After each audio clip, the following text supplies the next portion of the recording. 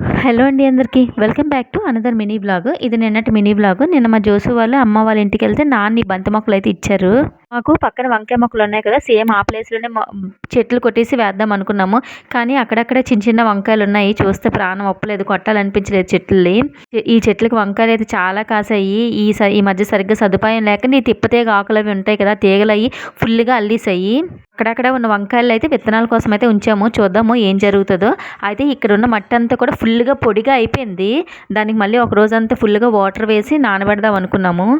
ఇంకా బంతి మొక్కలు రేపేద్దామని అయితే అనుకున్నాము. ఇవొచ్చేసి మొన్న నేను గులాబీ మొక్కలేసాను కదా! అవి పింక్ మొక్క అలా నార్మల్‌గా ఉండిపోయింది. కానీ యెల్లో మొక్క చూసారా? ఇలా చిన్న మొగ్గ కూడా వచ్చింది. ఇది ఏం మొక్కో తెలీదు. 2 మంత్స్ బ్యాక్ వస్తే పీకేసాను. మళ్ళీ సేమ్ అదే ప్లేస్‌లో అయితే మొక్కయితే వచ్చింది.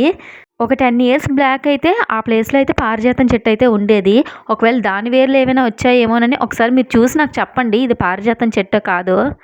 అసలు నాకు ఆ థాటే రాలేదు. కానీ మా రూప మొన్న చూసినప్పుడు అన్నది అక్క పారిజాతం చెట్టేమో అని. నాకప్పుడు గుర్తొచ్చింది. 10 ఇయర్స్ బ్యాక్ మనకి మొక్కలుండేవి కదా అని చెప్పి మళ్ళీ ఎందుకైనా మంచిది చూద్దాము. ఈలోపు మీకు ఎవరికైనా తెలిస్తే నాకు కామెంట్ చేయండి. ఇది నిజంగా పారిజాతం చెట్టో కాదో?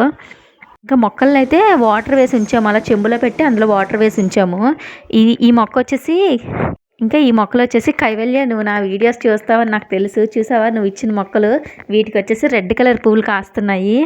ముందు తీసిన వీడియోలన్నీ నిన్నటివి. ఇది ఈ రోజువి. మొత్తం మన్నంతా కూడా బాగా మెత్తగా నానిన తర్వాత అందులో అయితే 2 మొక్కలు కలిపి అయితే వేసాము. ఇంకా అక్కడక్కడ మాకు పింక్ కలర్ గన్నేరు పూల చెట్టు ఉంది. అది కూడా తెచ్చేసి కొమ్మకి ప్యాడ్ పెట్టి పెట్టాము. చూద్దాం